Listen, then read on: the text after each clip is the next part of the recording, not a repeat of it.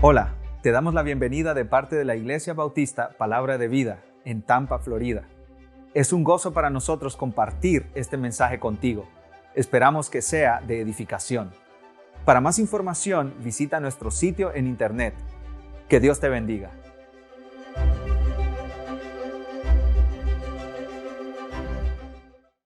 Te he alabado, Dios. Gracias porque tú fuiste quien nos cuidaste y nos ayudaste a llegar hasta aquí para alabarte y glorificarte como solo tú te mereces.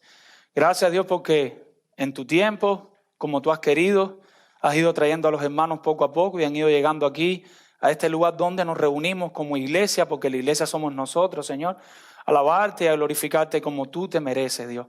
Gracias porque habemos muchos hermanos hoy, Señor, sedientos de tu palabra, Señor. Necesitamos que tú nos hables, necesitamos que tú nos ministres, Señor. Padre, habla, transforma nuestros corazones, Señor. Padre, tú has permitido, Señor, que empecemos a estudiar esta carta a los Gálatas, Señor. Quita lo que tengas que quitar de nuestras mentes, de nuestro corazón. Arranca lo que tengas que arrancar, Señor. Cualquier pensamiento que a ti no te agrada, cualquier forma antigua que teníamos de ver las cosas, y limpia nuestras mentes con tu palabra, con tu evangelio, para vivir vidas que te agraden, vidas en dependencia de ti y vidas para tu gloria, Señor. Que tu Espíritu Santo hable a tu iglesia, por favor, Señor. En el nombre de Jesús. Amén. Y como ustedes saben, hace poco estuvimos estudiando la carta a los Filipenses. El pastor Daniel les contaba el domingo cómo esta carta ha ido tocando nuestros corazones.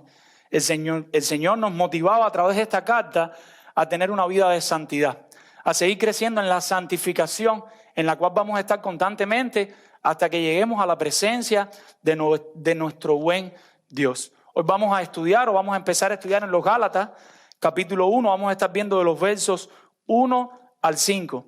Y quizás algunos de ustedes se pregunten, ¿por qué Gálatas?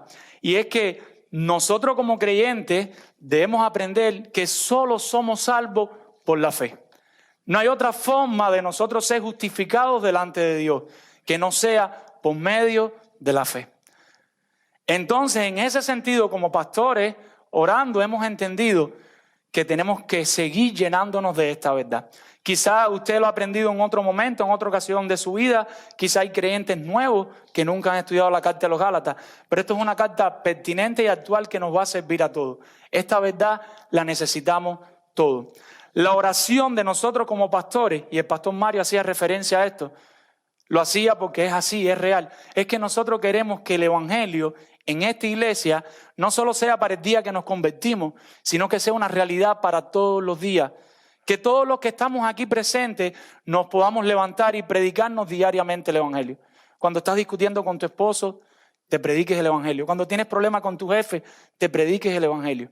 El evangelio es para todos los días y el evangelio es para todos nosotros, no solo para los nuevos creyentes. Esto es una carta actual, mi hermano. Usted llega ahí, usted empieza a leer la carta de los Gálatas y usted dice, oye, Pablo estaba pensando en mí. Dios estaba pensando en mí cuando Pablo escribió esta carta. Y yo quisiera que tengamos tres elementos en cuenta.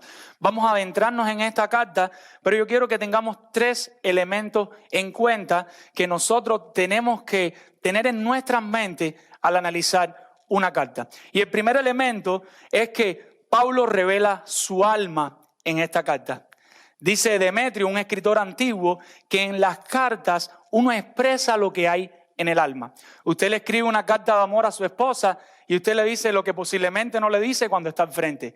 Si hay algún jovencito aquí que está enamorado, posiblemente escribiéndole a su futura esposa, Dios quiera que sea una joven cristiana, o a su futuro esposo, le va a poner cosas que tal vez si lo tiene adelante, no las diría. En la carta uno revela lo que hay adentro.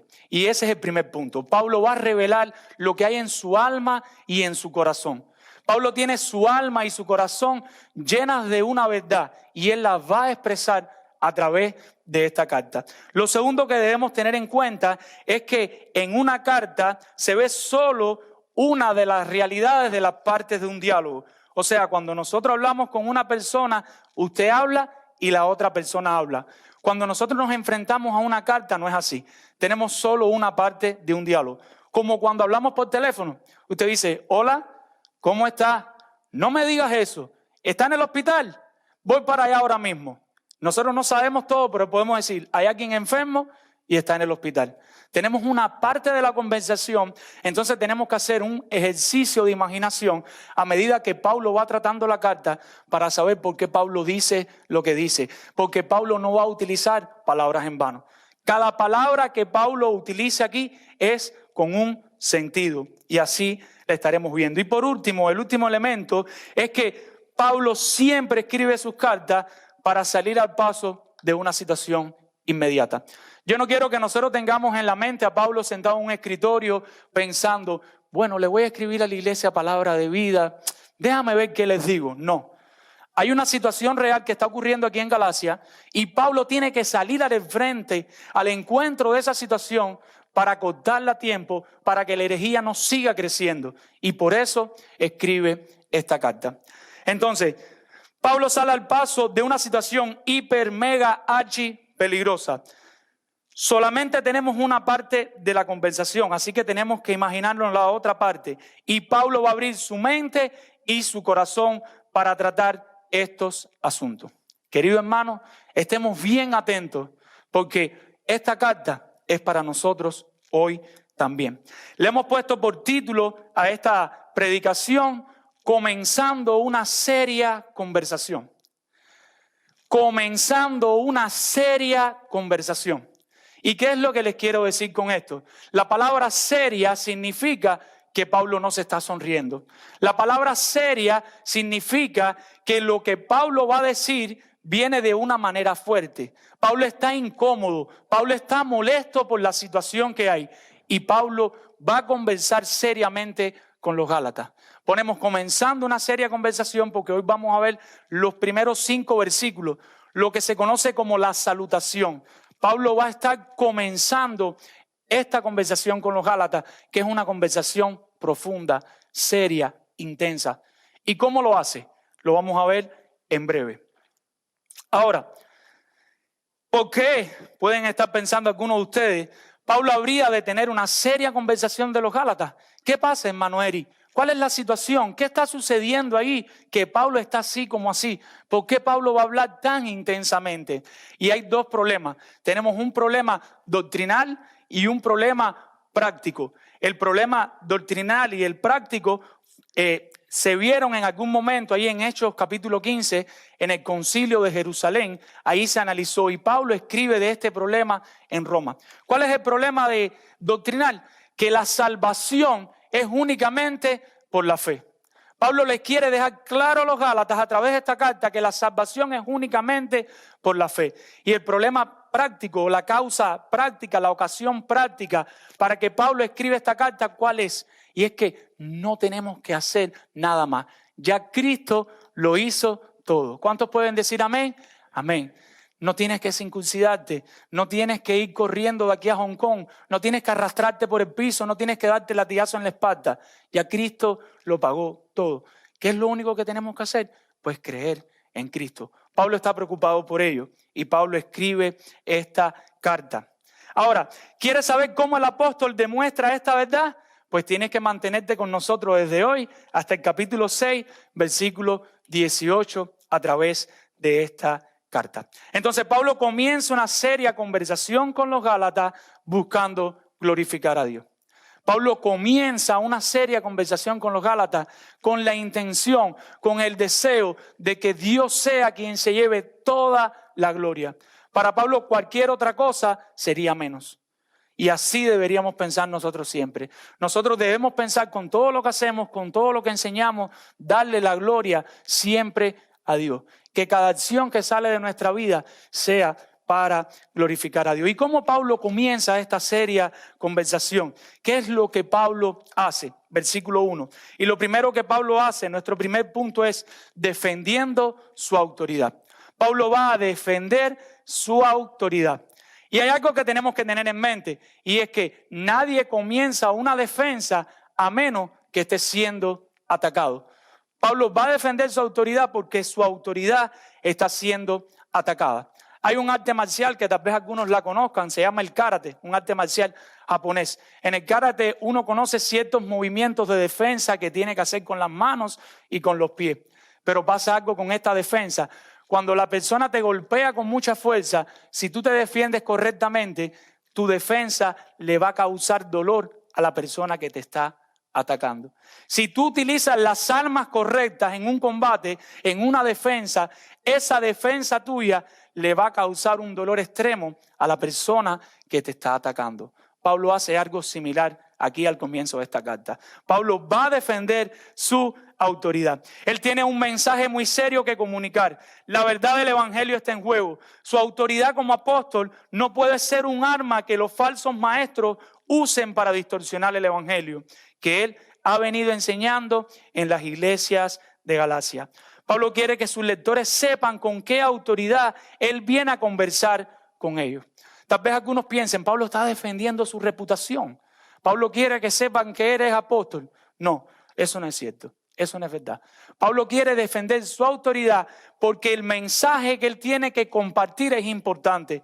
Y ese mensaje depende de la autoridad con la que él lo va a compartir. Y en ese sentido, él va a empezar después del versículo 5 a predicar y a aplicar el evangelio que ha predicado. Y él tiene que demostrar que él tiene toda la autoridad para decirle, ustedes están mal. No está pensando en su reputación, sino que está pensando en el evangelio. Nosotros vemos en cartas que fueron escritas en fechas similares, la carta a los tesalonicenses, primera y segunda a los tesalonicenses. Y en estas cartas, Pablo le escribe una fecha similar. ¿Y saben cómo se presenta? Pablo. No menciona la palabra apóstol. ¿Por qué? Porque no hay necesidad de defender su apostolado ni el mensaje que va a traer. Esos hermanos estaban ahí tranquilos esperando a ver qué Pablo les iba a decir. No es el caso. Aquí está en juego la autoridad del apóstol y el mensaje que él va a compartir. Por eso tiene que empezar con estas palabras. Pablo, apóstol. ¿Y qué es lo que está diciendo Pablo aquí con apóstol? El significado de apóstol en el griego es mensajero o enviado. En la Biblia se menciona ese término como mensajero y enviado para hablar de Bernabé, para hablar de Epafrodito. En una ocasión, unas personas que se separan de Tito en 2 de los Corintios, se utiliza este término también de apóstol como enviado. Pero Pablo está utilizando esta palabra aquí de apóstol en un sentido más intenso, en un sentido más profundo. ¿A qué se está refiriendo Pablo? Si nosotros vamos a Lucas capítulo 6, verso 13, vemos cuando Jesucristo ahí escoge a sus 12 apóstoles. Cristo tiene un grupo grande de discípulos, todos son seguidores de él. En una ocasión manda a más de 70 ahí a predicar el evangelio como enviado. Pero solo de ese gran grupo él escoge a 12 para que sean apóstol en el sentido que yo les quiero demostrar ahora con Pablo. El apostolado en este sentido es un oficio extraordinario dado por Dios en un momento determinado para algo determinado. Según la Biblia hay 2 requisitos que se requieren para ser nombrado apóstol. El primer requisito era ser un testigo ocular de la resurrección de Cristo. Para tú ser un apóstol tenías que haber convivido con Cristo y haberlo visto resucitado. Cuando nosotros vamos a Hechos capítulo 9, los que han leído la Biblia en otras ocasiones, en el camino a Damasco, ¿qué le sucede a Pablo? Pues Cristo se le aparece. Él tiene un encuentro con Cristo. Y todos sabemos lo que sucedió en la historia. Pero en 1 Corintios capítulo 15, verso 8, Pablo explica y dice, y al último de todos, como a un abortivo, me apareció a mí. ¿Y qué está diciendo Pablo? Yo no conviví con Cristo, pero ustedes tienen que tener presente que yo sí vi a Cristo y como a un abortivo, Cristo se me apareció a mí. Yo vi a Cristo. El mensaje que yo predico, yo no lo aprendí de otras personas. Yo lo aprendí del mismo Cristo cuando Cristo se me apareció. Entonces Pablo, pudiéramos decir, tiene el primer requisito que se necesita. ¿Cuál es el segundo requisito? Y era ser comisionado por el mismo Cristo. Para tú ser un apóstol, el mismo Cristo tenía que enviarte como apóstol. En Hechos capítulo 9, versos 15, el Señor le dice a Ananías que Él escogió a Pablo para llevar su nombre a los gentiles, a los reyes y a los hijos de Israel. Y en Hechos 20, verso 24, Pablo reconoce que su ministerio lo recibió del Señor. Entonces, Pablo tiene el calibre de los 12 apóstoles. Pablo está a la altura de los 12 apóstoles. Pablo tiene toda la autoridad que se necesita para decirle lo que él les va a decir. ¿Por qué? Porque Cristo fue quien le dio esa autoridad.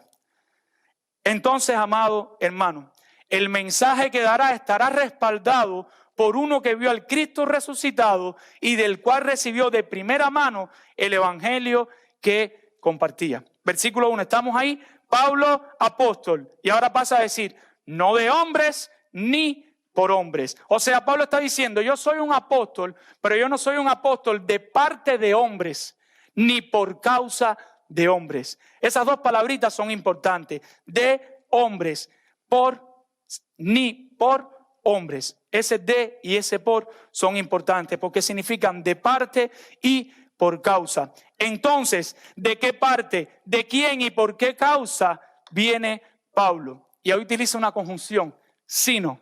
Y esa conjunción es para introducir una afirmación que se opone a una negación previa. Me explico.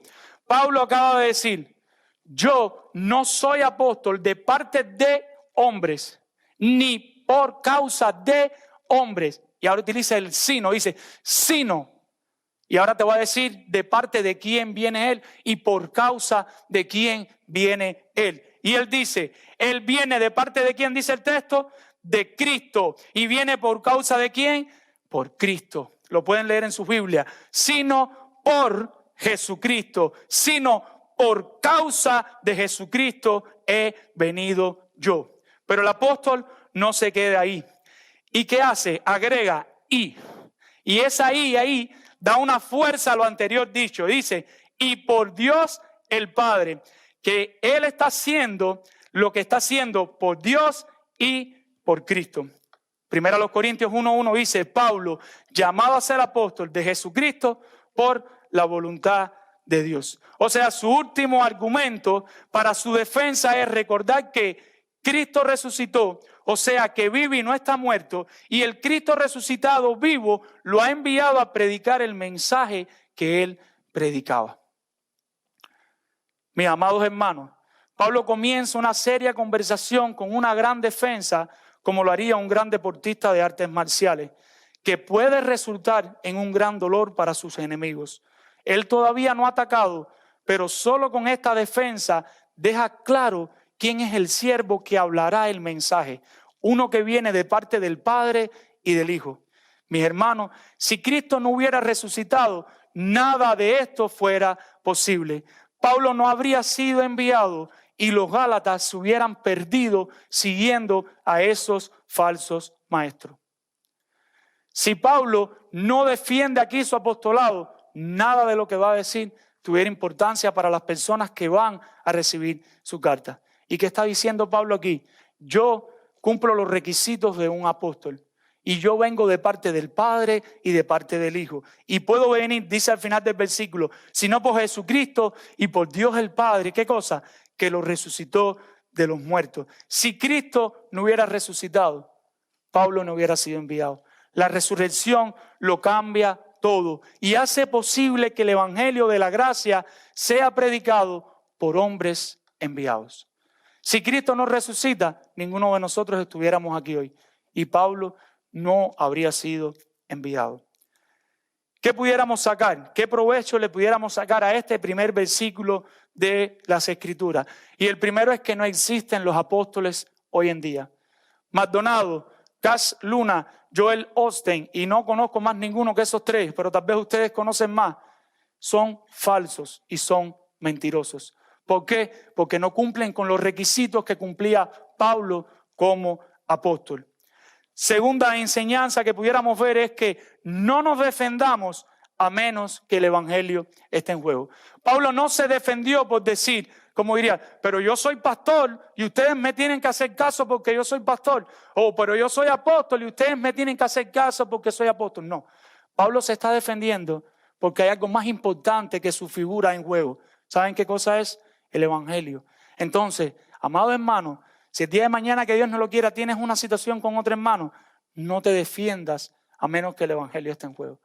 que la motivación que te lleva a defenderte no sea tu orgullo o tu personalidad o lo que tú significas o representas. Que lo que te lleva a defenderte sea el Evangelio. Y en ese sentido estás autorizado para defenderte. A menos que Dios te llame al ministerio del Evangelio, otra aplicación, como a Pablo, no te nombres a ti mismo. Si Pablo se está defendiendo, es porque Dios lo escogió para esta tarea. Porque para esta tarea de predicar el Evangelio, ¿quién es suficiente, amado hermano? Nadie. Entonces, a menos que Dios te escoja para una tarea, a menos que Dios te haga un llamado, no vayas, a menos que Dios te esté respaldando.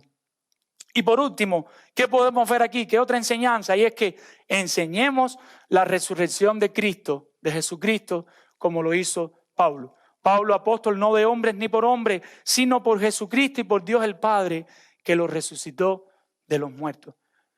¿Cuántas veces en tu conversación, en la semana, está presente la resurrección de Cristo? Hablas de novelas, de la última serie de Netflix, hablas de películas, hablas de negocios, de las tarjetas de crédito, de la línea de crédito, de la letra del carro. Pero ¿cuántas veces, como Pablo, empezando una conversación, sale de nuestra boca la resurrección de Jesucristo? Vamos a pasar a nuestro segundo punto, o la segunda manera en la que Pablo comienza esta seria conversación. Y lo hace saludando. Ese sería nuestro segundo punto, saludando. Y para esto vamos a analizar los versos 2 y 3. Y dice el apóstol: y todos los hermanos que están conmigo, a las iglesias de Galacia. Pablo comienza aquí diciendo que él no está solo en su manera de pensar, sino que hay más hermanos que piensan con él igual. Cuando Pablo dice, y todos los hermanos que están conmigo, Pablo no está diciendo, yo con todos ellos escribimos la carta. No es lo que quiere decir. La carta, ¿quién la escribió? El apóstol Pablo. Por eso es que él defiende su autoridad, si no tuviera que defenderla a todos los hermanos. Pero Pablo dice, en esta manera de pensar que tengo, que la vamos a estar aprendiendo, es que la justificación es solo por la fe. Yo no estoy solo.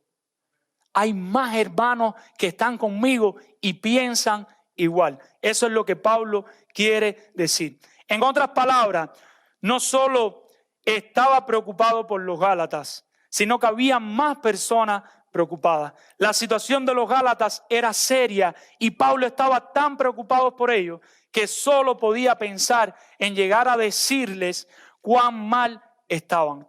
Imagínenselo en un cuarto de un lado a otro, preocupado por esta iglesia y dictándole a la persona que escribía la carta.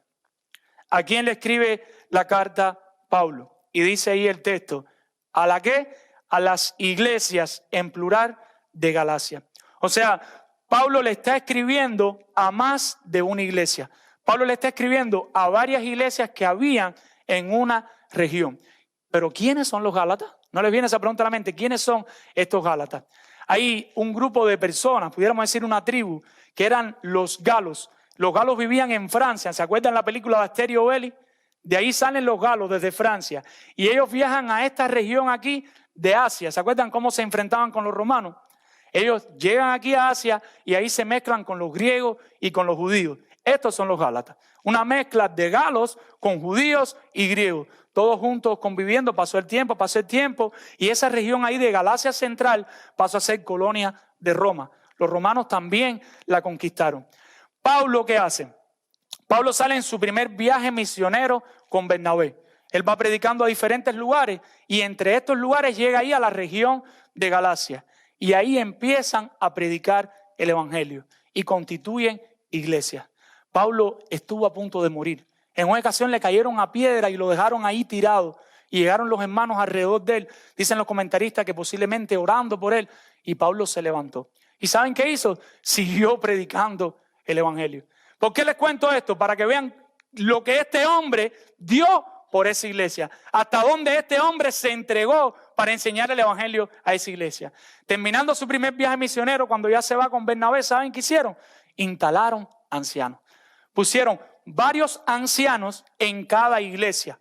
Dice, ahora es al revés, dice, varios ancianos en cada una de las iglesias. terminan su primer viaje misionero.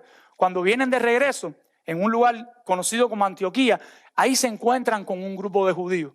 Judíos que se habían convertido al cristianismo, pero ahora que vienen enseñando a estos judíos, mira, tú tienes que creer en Cristo, Cristo es real, Cristo murió y resucitó. Era una verdad innegable, eso nadie lo dudaba. Pero decían, pero aparte de creer en Cristo, te tienes que circuncidar. Y dice la Biblia en Hechos de los Apóstoles que tuvieron una conversación bien seria. Aquello se puso bien tenso al punto tal que las personas que estaban ahí le dijeron, mira, vayan a Jerusalén y hablen con los apóstoles que estaban viviendo ahí en Jerusalén y vamos a ver qué es lo que se va a hacer. Pablo y Bernabé llevan a Jerusalén, ahí estamos en Hechos 15, en el concilio de Jerusalén, y ahí en el concilio se para Pedro y da el testimonio de cómo Dios lo había enviado a predicarle a los gentiles. Después se para Jacobo, el hermano de nuestro Señor Jesucristo, y dice, mira, no hace falta nada más que creer en Cristo. Le dan una especie de tratado para que ellos fueran mostrándolas a las iglesias y enseñándoles que no había que circuncidarse, entre otras cosas que trataba el tratado, pero no es el tema de hoy. Ellos salen con este tratado. Pablo parte para su segundo viaje misionero. Estoy obviando cosas por una cuestión de tiempo, pero es para poder entrar en contexto. Ahora sale con Sila ahí en Antioquía. Y cuando llega allí con Sila, empiezan con este tratado de decirle, mira lo que dicen los apóstoles y los ancianos de Jerusalén. No hay que circuncidarse. ¿Les queda claro? Sí, queda claro. Y empiezan a confirmar todas las iglesias que ya una vez la había predicado. Parte Timoteo con ellos. Y siguen sus viajes misioneros hasta llegar a Corintios.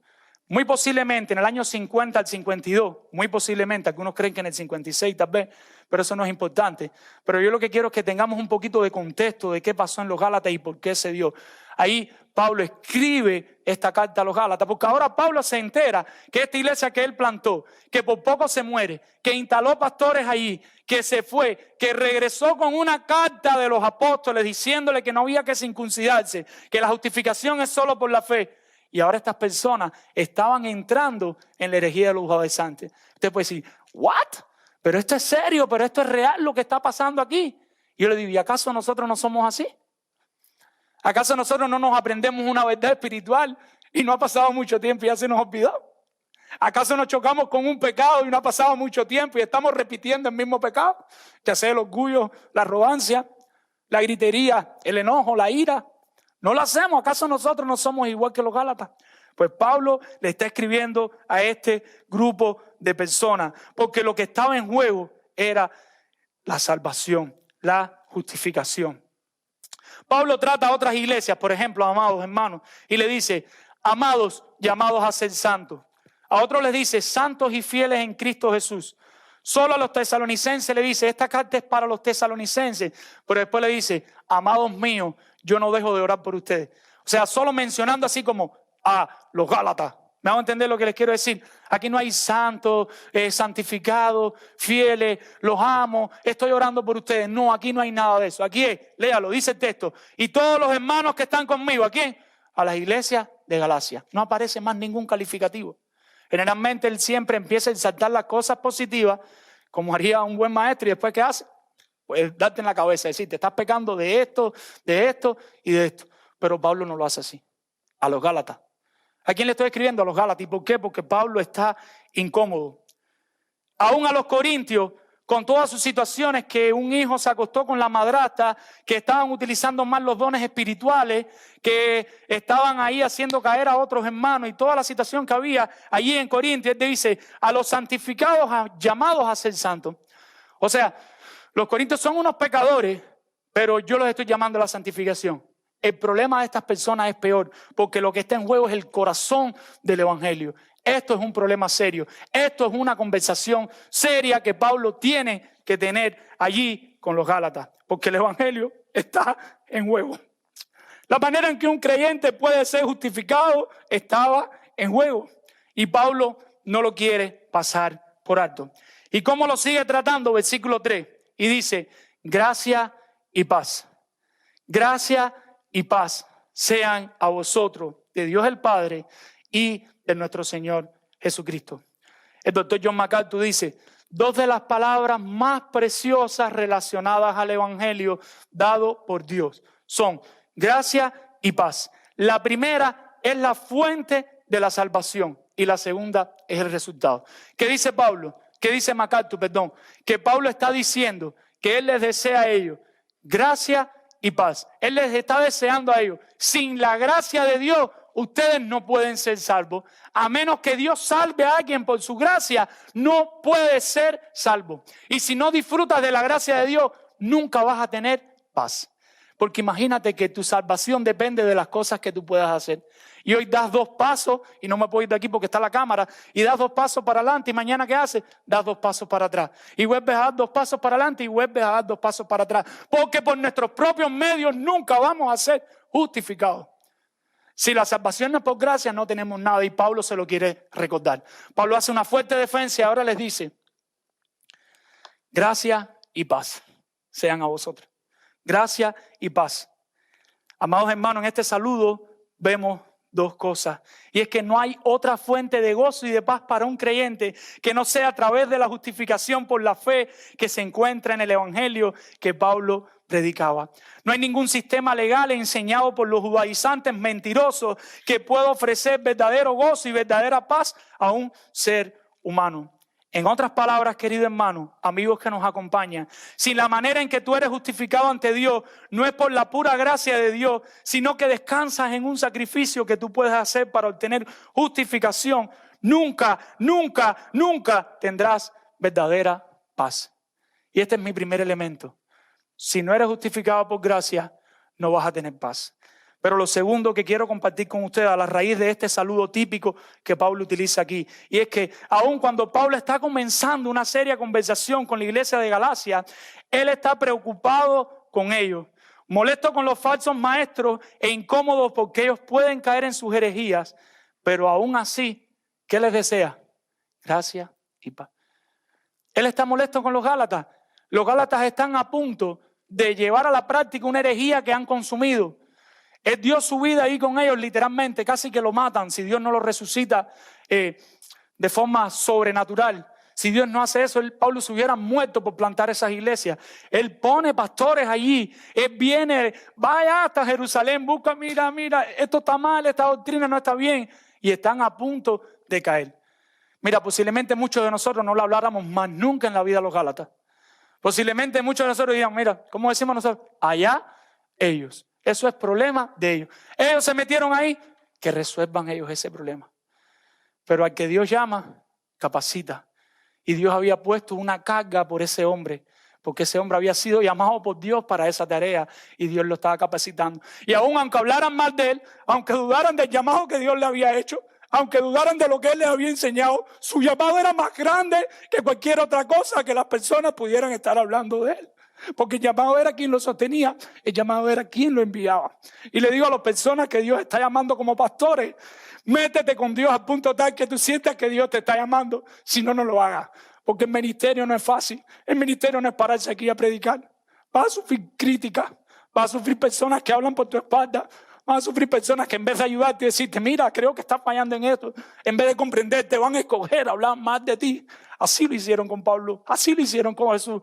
¿Por qué va a ser diferente con nosotros? El ministerio no es fácil, a menos que Dios te llame, no vaya. Pero la enseñanza es, Pablo les dice, sin gracia no hay paz. Pero ahora la segunda enseñanza es, a pesar de todo eso, Pablo les desea gracia y paz. ¿Qué corazón es de ese hombre? ¿Qué nivel de entendimiento de Dios y del evangelio? Calvino dice, Pablo desea para los Gálatas un estado de amistad con Dios y junto con ellos todos los beneficios, porque el favor de Dios es la fuente de la que obtenemos toda clase de prosperidad. Hermanos, aun cuando nuestros hermanos estén equivocados, deseémosles gracia y paz. Van a surgir situaciones en la iglesia en las cuales no vamos a estar de acuerdo. Aún así, que Dios no lo quiere y la iglesia se fragmenta y unos van por aquí y otros van por allá, pero todos enamorados de Cristo y con el deseo de glorificar a Dios, deséale gracia y paz si van a glorificar a Dios. Una situación de disciplina bíblica, actuemos como Pablo. Dejémosles saber que no están bien, pero deseémosles gracias y paz con el anhelo de que se arrepientan y vuelvan a la verdad. Que Dios no lo quiera. Alguno de nuestros hermanos mañana empieza a pecar deliberadamente. Nosotros vamos y lo confrontamos. La persona no se arrepiente, quiere seguir pecando. Va a otro grupo más grande y lo confronta. Lo tenemos que traer a la iglesia, pero siempre es con el anhelo de que la persona se restaure. deseándole gracia y paz para que entienda que está equivocado. Pero si nosotros no confrontamos una situación de disciplina, la persona va a creer que ella está bien espiritualmente. Y Pablo no quería dar o dejar que los Gálatas se dieran ese lujo de pensar que era justificación por fe más circuncisión, o más obra, o más otra cosa que se pudiera hacer. Pablo quiere que ellos tengan claro que es solo la justificación por la fe. Solo por gracia, mi hermano. Solo por Cristo. Sola fe, solo gracia, solo Cristo. No hay otra forma de ser salvo. Y en este sistema es como único Dios se lleva la gloria. Y vamos a pasar a nuestro último punto, a nuestro tercer punto. Y la última manera en que Pablo le da inicio, comienza esta seria conversación, es presentando el Evangelio. Mi tercer punto es presentando el Evangelio. Versículos 4 y 5. Pablo va a presentar el Evangelio al inicio de una carta. Comenzando una carta, Pablo va a poner las bases de todo lo que va a venir después. Él no menciona más el Evangelio en toda la carta. Él hace aplicaciones, hace referencia, pero tenemos que entender bien, si usted va a venir con nosotros y usted se compromete a estar con nosotros todos los domingos, hasta que estoy comprometiéndolo, hasta que terminemos la carta, si usted lo va a hacer, usted tiene que entender este Evangelio, porque si no, no va a entender nada más de la carta. Así que oren por mí para poder explicárselo de manera bíblica. Pablo está sentando las bases. A diferencia de los falsantes, él ya les ha dado un trato diferente al típico que él ha dado siempre, porque esta conversación va en serio. Y ahora los va a golpear con todas las fuerzas del Evangelio. Pregunta que nos podemos hacer: ¿y cuál es el Evangelio que predicaba Pablo? ¿Cuál es este Evangelio que Pablo predicaba? Que lo vemos tan claro ahí en 1 Corintios capítulo 15, lo vemos en Hechos 13, y en todas partes de la Biblia vemos a Pablo. Aquí también Pablo lo predica. ¿En qué consiste? Versículo 4. Denme un segundito que...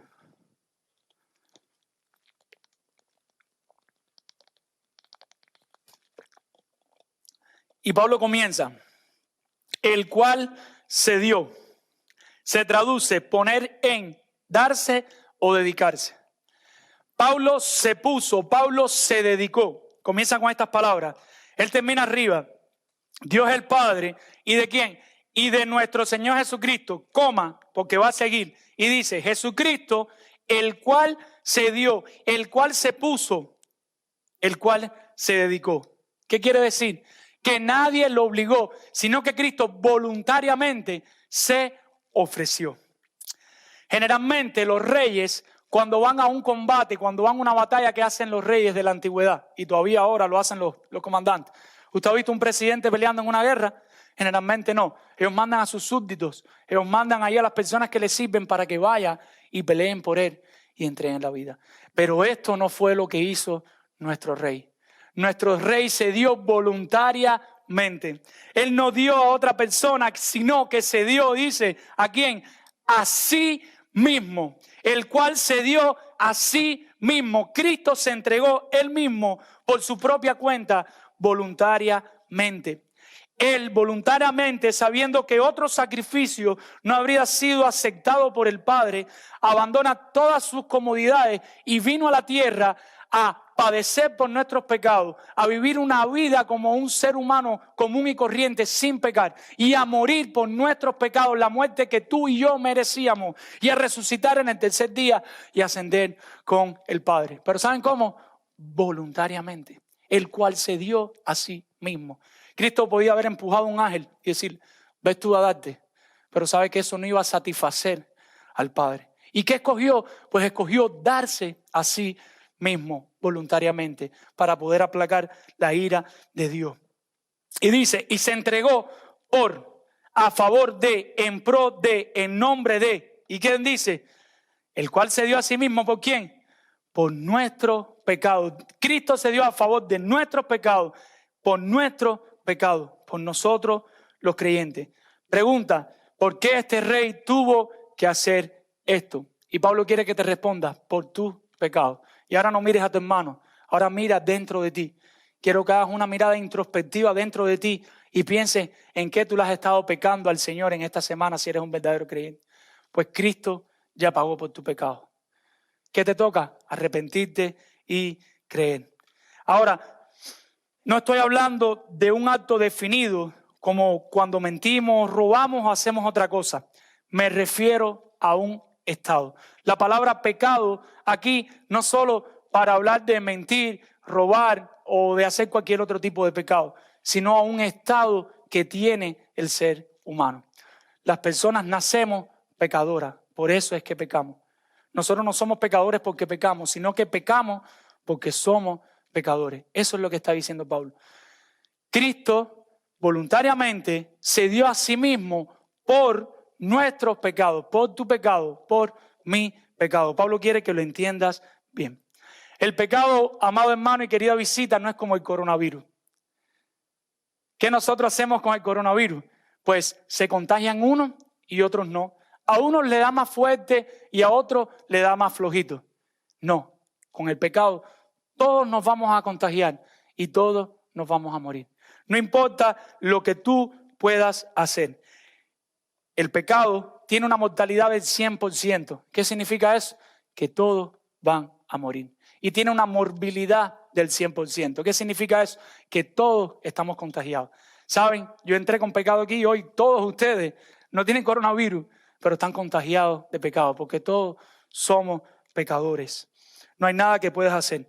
Puedes entrar en cuarentena, te puedes poner una mascarilla, un tapaboca, un barbujo o un nasobuco, no sé cómo lo conocen en el país que tú vives, cualquiera de esos nombres. Te puedes poner lo que tú te quieras poner. Puedes hacer lo que quieras hacer, que no vas a escapar del pecado. Puedes hacer todos los sacrificios que puedas. Te puedes circuncidar.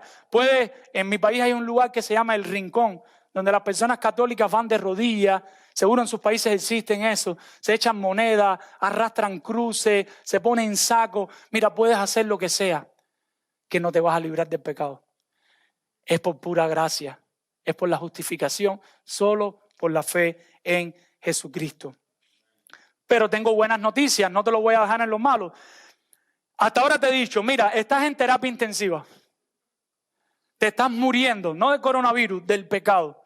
Tienes el respirador puesto, tienes suero, tienes allí las cosas que se ponen en el pechito. Los médicos saben más de esto para medir el pulso, todas las cosas. Lo tienes todo puesto allí y estás ahí muriéndote del pecado. Y no hay nada que tú puedas hacer. Dice el texto, el cual se dio a sí mismo por nuestros pecados. Dice, ¿para qué? Dice, para librarnos del presente siglo malo. Esa palabra librarnos significa literalmente arrancar.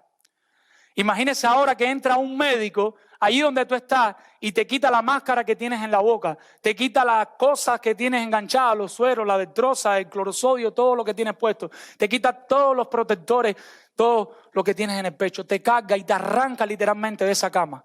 Y va pasando por la terapia intensiva, por la intermedia, por la sala normal, por el cuerpo de guardia, hasta que ya sales fuera del hospital. ¿Saben qué le estoy ilustrando? Literalmente eso fue lo que Cristo hizo por nosotros. Nosotros estábamos en coma, nosotros nos estábamos muriendo de nuestros pecados, pero Cristo vino, murió y resucitó para arrancarnos ahí de ese pecado. Si no, nosotros por nuestras propias fuerzas, por nuestros propios esfuerzos, nunca hubiéramos podido salir. ¿Entiendes eso? Ahora cuando llega aquí dice, del presente siglo malo, no está hablando de una etapa de tiempo, de Abraham a la segunda venida de Cristo o de que Cristo murió, no. Cuando habla del siglo malo, está hablando de un estado espiritual o moral de la época en la que estamos viviendo. Este siglo, ¿saben por qué es malo? Porque nosotros somos malos y como nosotros somos malos, somos los que hacemos al siglo malo. Si no el siglo no fuera malo. Y Cristo vino a librarnos de este presente, de este siglo malo, porque nosotros somos malos. Vamos a verlo en retrospectiva. Estamos en un siglo malo porque nosotros somos malos, pecadores, que no tenemos otra forma de salir de nuestro pecado. Entonces, con cero probabilidades de salir de nuestro estado, Cristo se da a favor de nosotros a sufrir el castigo que nos tocaba por su propia cuenta, voluntariamente, y todo esto conforme a la voluntad de Dios. O sea, lo que Dios el Padre quiere que pase. Eso significa la voluntad de Dios. Y todo el Hijo lo hace para su gloria. Leamos el texto. Y dice, el cual se dio a sí mismo voluntariamente por nuestros pecados, por nosotros, por un estado que teníamos del cual no podíamos salir. Para librarnos nos arrancó del siglo malo, del siglo que está dañado por nuestros pecados. Pero todo eso fue con la expresa voluntad de Dios el Padre. O sea, que Cristo lo hizo voluntariamente no significa que el Padre y el Espíritu Santo estaban ajenos. Todos sabían lo que iban a suceder. No era que uno estaba pasando por la cabeza del otro, sino que el Hijo, viendo nuestra condición, por el puro amor, por el afecto con que nos amó, estando nosotros muertos en nuestros delitos y pecados, Él viene y se entrega por nosotros. Nos ve allí en la terapia intensiva como estábamos. Pero ¿para qué hace todo eso? Y lo dice el último versículo, a quien sea la gloria por los siglos de los siglos. Amén. Cristo hace todo para la gloria de Dios. Y eso es el pensamiento puntal de la Reforma Protestante. La Reforma Protestante en su momento presenta una soteriología, una teología de la salvación que traiga gloria a Dios. En tu sistema teológico de la salvación, ¿quién se lleva la gloria? ¿Por qué te digo esto? Porque si no es Cristo solo, si no es solo por gracia, si no es solo por fe, es eso más otra cosa, ¿quién se lleva la gloria? Te la llevas tú. Pero si es solo Cristo, sola gracia, sola fe, ¿quién se lleva la gloria? Se la lleva Cristo. Y Pablo le quiere decir a estas personas, porque las personas a veces necesitan reconocimiento. Las personas a veces necesitan llevarse la gloria. Y dice, es solo Cristo, es justificación por fe. Pablo defiende su apostolado desde el principio para poder darles este mensaje que le da ahora. Les deja claro, ustedes no están bien con el saludo que les está dando. Pero aún así les deseo gracia y paz, porque sin gracia no van a poder tener paz. Y ahora les presento el Evangelio. Y en medio de esa situación yo quiero Gálatas, y ahora le digo a Palabra de Vida, yo quiero hermanos de Palabra de Vida, que les quede claro que si Cristo no hubiera resucitado, ninguno de nosotros fuera salvo. Y que la salvación es solo a través de Cristo, que se dio voluntariamente. Entonces, visita que estás aquí y aún no conoces a Cristo. Yo te invito, te suplico, te ruego hoy mismo que creas en Cristo y te arrepientas de tus pecados. Niños que nos visitan y llevan tiempo viniendo con sus padres, jóvenes casi ya, arrepiéntanse y crean en Cristo. El coronavirus se va a acabar. No sé cuándo, pero se va a acabar. Pero el pecado no se va a acabar. Y si no vienes a Cristo, no vas a ser librado de tu pecado. Mi segundo llamado es que solo podamos confiar en la justificación de la fe. Amado hermano, yo no sé qué tú estés haciendo para el Señor, pero yo te invito a analizar por qué lo estás haciendo. ¿Qué es lo que te motiva a ayudar a un hermano? ¿Qué es lo que te motiva a hacer un estudio bíblico? ¿Qué es lo que te motiva a hacer una llamada o dar un discipulado? ¿Es darle la gloria a Dios o coger la gloria para ti mismo? ¿Es que te aprecien a ti o que aprecien a Cristo? ¿En qué está basada la justificación de la fe que estás viviendo? Hagamos lo que hagamos, hagámoslo todo para la gloria de Dios y enseñemos la justificación solo por la fe. Mi próximo llamado es que prediquemos el evangelio bíblico que Pablo predicaba. A partir de mañana empiece a ver cómo podemos predicar más el evangelio. Hace poco en nuestra familia murió una persona conocida en Cuba. Una persona que a veces la tuvimos en la casa, pero era una persona fuerte, de carácter, era militar, los que son de Cuba saben lo que es. Y a veces nos limitamos un poco a predicarle el evangelio a esta persona. Ahora esta persona falleció y nosotros nos preguntamos, ¿por qué no le predicamos más el evangelio? Tal vez en algunas ocasiones le hablamos de Dios, él sabía que éramos creyentes, pero tal vez no con toda la intensidad como Pablo empieza en esta carta a hablar de la resurrección de Cristo. Nosotros lo hicimos. Y yo quiero que usted medite en esa verdad durante esta semana y el resto de su vida. Con su jefe, Dios quiera que no lo voten, el trabajo no es un centro de evangelismo, pero tal vez Dios da una oportunidad fuera del trabajo, en la salida, en la puerta, en algún momento, con sus amigos más tercos del trabajo, con su papá. ¿Le has predicado el evangelio a tu papá? ¿Le has predicado el evangelio a tu mamá? ¿Qué energía estás invirtiendo en eso? Con tus hijos, ¿qué estás haciendo para que tus hijos conozcan el evangelio? ¿Qué tiempo de la semana estás dedicándole a tus hijos? A leerles la Biblia, a explicarles la Biblia. Yo sé que hay que hacer dinero. Yo sé que hay que trabajar, este país es duro. Yo sé todo eso, yo lo estoy pasando. Pero tenemos que ser conscientes y sacar tiempo para predicarle el evangelio a nuestros hijos. ¿Tienes la esposa inconversa? ¿Tu esposa inconversa? ¿Qué tiempo estás dedicando en la semana para que tu esposa y tu esposa conozcan el evangelio? Si por la gracia de Dios tu esposa es cristiana, le estás dedicando tiempo a los hijos, ¿qué tiempo le estás dedicando a otros hermanos de la congregación para que puedan crecer en el conocimiento del evangelio? Estás planificando tu tiempo de manera tal que todas las cosas queden cubiertas sin agitarte, sin sofocarte, pero estás tratando de dar todo lo que puedas dar como Pablo por el Evangelio. Les dejo con esa interrogante. Y por último, y no menos importante, hagamos todo lo que hagamos para la gloria de Dios. Si Dios no se va a llevar la gloria en lo que estás haciendo, no lo hagas. Vamos a orar. Padre Señor, gracias por esta tu palabra, Dios. Gracias porque es inspirada por ti y es suficiente y útil, Dios, para transformar nuestros corazones, Dios. Yo te suplico, te ruego una vez más que tú toques nuestra vida y nuestro corazón, nuestra mente, Dios, para ser como Pablo, Dios. Ayúdanos a darte la gloria en todo a ti. Ayúdanos a hacerlo todo para tu gloria. Ayúdanos a predicar el Evangelio y aun cuando nos maltraten, Dios, aun cuando estemos a punto de la muerte, aun cuando no nos quieran entender, si tu palabra dice, nosotros decimos y morimos por esa verdad, porque es tu palabra la que lo dice, Dios. Ayúdanos a ser consecuentes con tu palabra. Ayúdanos a confiar en tu palabra. No tenemos que añadirle nada porque aquí están todas las verdades esenciales que necesitamos para vivir esta vida. Ayúdanos como iglesia, palabra de vida, Señor, a vivir solo por la justificación, por la fe.